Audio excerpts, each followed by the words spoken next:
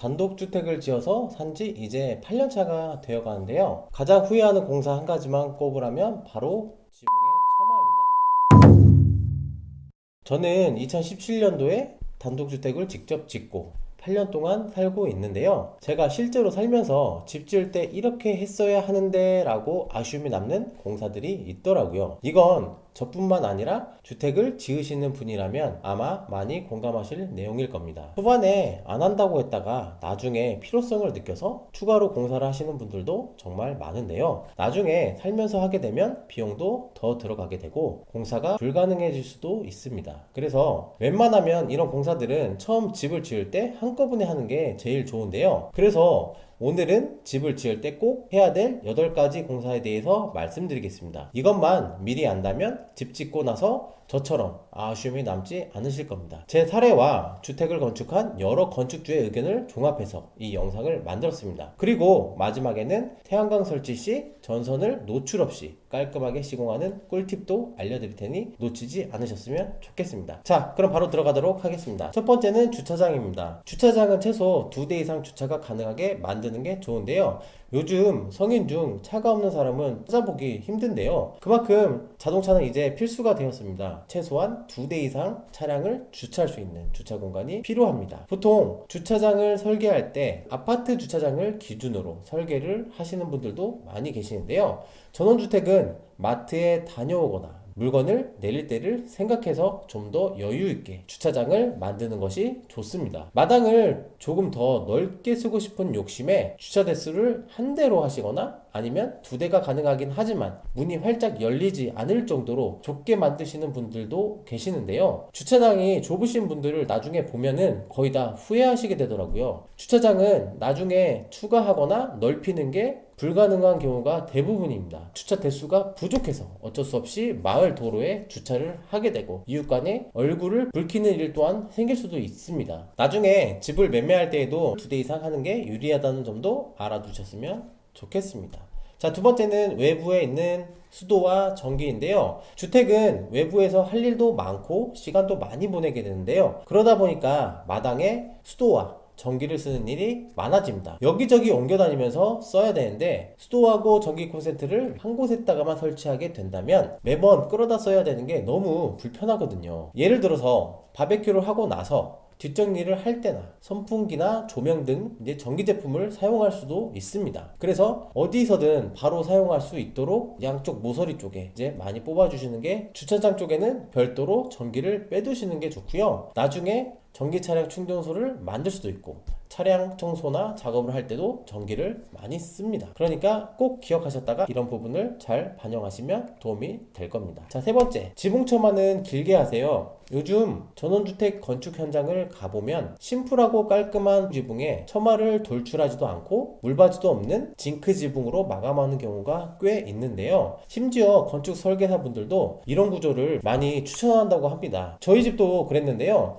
깔끔한 디자인을 원해서 처마를 짧게 했고요. 건축할 때는 미적인 부분만 생각했지 실제로 살면서 뭐가 문제가 될지는 잘 모르잖아요. 결국 불편한 건 저희가 직접 살면서 다 겪게 되더라고요. 저희 집 실제 경험을 말씀드리면 처마가 짧아가지고 생기는 문제는 비가 오거나 눈이 내릴 때 지붕에서 먼지가 섞인 빗물이 떨어지면서 벽을 타고 흘러내려 눈물 자국 같은 얼룩이 생기더라고요. 저희 집 벽이 흰색인데 눈물 자국이 이제 보이는 곳이 있어요. 손에 닿는 곳은 그나마 청소가 가능하지만 이제 높은 곳까지 개인이 청소하기는 어렵고, 그래서 여러모로 스트레스를 받을 수밖에 없는데요. 그래서 저는 건축 면적에 영향을 받더라도 처마를 길게 빼는 것을 강력히 추천드립니다. 지붕에서 흘러내리는 눈물을 막아줄 뿐만 아니라 처마가 외부 차양 역할까지 해줘서 비나 햇빛을 막아주는 효과도 있거든요.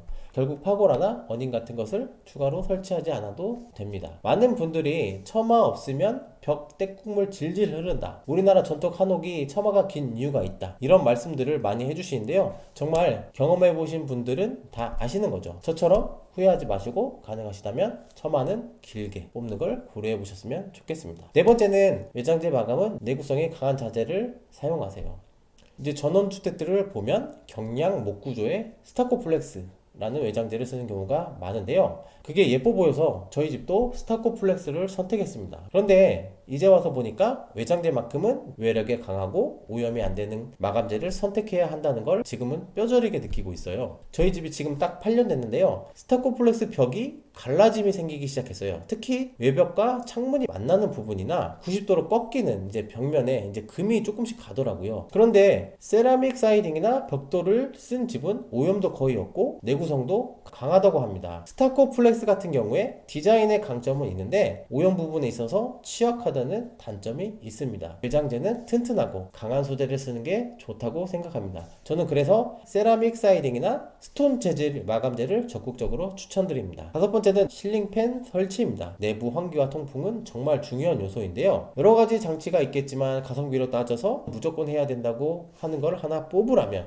저는 거실 천장에 달아놓은 실링팬이라고 생각합니다. 집안에 공기를 순환시켜주는 효과가 탁월하고요. 여름엔 시원한 선풍기 역할을 하면서 에어컨을 가동했을 때 차가운 공기를 골고루 뿌려주는 역할도 합니다. 실제로 주택에 사시는 분들이 거실에만 설치한 걸 후회한다, 방마다 설치를 다 할 걸 그랬다, 이런 얘기를 많이 해주시더라고요. 그만큼 효과가 좋다는 거겠죠. 여섯 번째는 데크 재질입니다. 주택에 데크 없는 집은 이제 거의 없죠. 근데 많은 분들이 방부목으로 데크를 만들어요. 방부목은 쉽게 말해서 썩지 않도록 방수약품을 처리한 나무인데, 방부목은 계속 오일 스텐을 이제 1, 2년마다 주기적으로 발라줘야 돼요. 그래서 요즘에는 좀 보완된 제품이 나오는데요. 바로 합성목 데크입니다. 목재와 플라스틱을 혼합한 소재라고 생각하시면 되는데요. 장점은 썩지 않고 매년 오일 스텐 작업도 할 필요가 없습니다. 강도도 세서 파손 염도도 적은 게 장점인데요. 근데 일반 철제를 쓰면 땅과 맞닿아 있는 부분이 금방 녹슬거든요. 그래서 가장 좋은 조합은 아연각관을 기초로 하고 그 위에 합성목 데크를 시공을 하는 겁니다. 그냥 데크를 하실 거면 이렇게 하시면 될 것 같아요. 그러나 요즘에는 트렌드가 바뀌어서 이제 돌데크나 콘크리트를 더 많이 하기도 하는데요. 하신 분들의 말씀을 들어보니 관리할 필요 없는 게 최고다, 석재가 영구적이다, 이런 말씀들을 많이 하시더라고요. 개인적으로도 이게 가장 좋은 선택지인 것 같습니다. 자, 일곱 번째는 이제 외부 창고의 기초 공사인데요. 전원 생활에서는 외부에 보관해야 되는 것들이 꽤 많아서 외부에 창고가 없으면 굉장히 불편합니다. 건축하는 면적이 줄어드니까 많은 분들이 준공 이후에 조립식 창고를 따로 설치하는데요. 그렇다 보니까 창고를 그냥 바닥에 설치를 하게 되는 거예요. 이렇게 설치를 하게 되면 이제 장마철에 빗물이 창고 안으로 유입되기도 하고 무게 때문에 바닥이 눌리니까 창고가 기울어지는 문제가 생기는 거죠. 이런 문제는 집을 지을 때 미리 창고 위치를 잡아놓고 바닥만 시멘트로 기초를 만들어 놓으면 해결이 됩니다. 집 기초를 하기 위해서 레미콘이 이제 들어올 때 창고 위치에 바닥 기초를 만들면 좋습니다. 그렇게 미리 만들어 놓은 바닥에 조립식 창고를 올리게 되면 튼튼하고 깔끔하게 외부 창고가 만들어집니다. 자, 이제 다 왔습니다. 마지막 여덟 번째는 태양광 시스템입니다.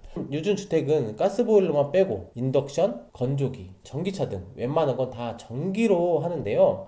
그렇게 되면 누진제 때문에 여름철 에어컨을 가동시키는 것조차 부담스러워집니다. 그런데 주택에 태양광을 설치하면 24시간 마음대로 에어컨을 켜놓고 살아도 전기료 걱정을 하지 않아도 됩니다. 이제 태양광은 주택을 지을 때 필수로 설치하는데요. 미리 계획을 한다면 주택을 건축하는 과정에서 태양광과 인버터로 가는 전선을 미리 빼놓는 것이 필수입니다. 그렇게 된다면 주택 외부로 전선이 지나가지 않아 깔끔한 시공이 가능하고요. 전선이 노화돼서 중간에 교체하는 일도 없어집니다. 또한 집을 설계할 때 태양광 패널을 디자인적으로 건축을 한다면 이질감 없이 태양광을 설치할 수 있습니다. 태양광에 대해 더 자세한 내용을 알고 싶은 분들은 아래 댓글을 참고해 주시면 좋을 것 같습니다. 주택을 짓고 직접 살아본 경험을 바탕으로 오늘 영상을 만들어 봤는데요. 그만큼 실제로 도움이 되는 내용이라고 생각합니다. 댓글로 여러분의 경험담도 공유해 주시면 주택 건축을 고려하시는 다른 분들에게도 큰 도움이 될 것 같습니다. 지금까지 태양광을 연구한 남자 태연남이었습니다. 감사합니다.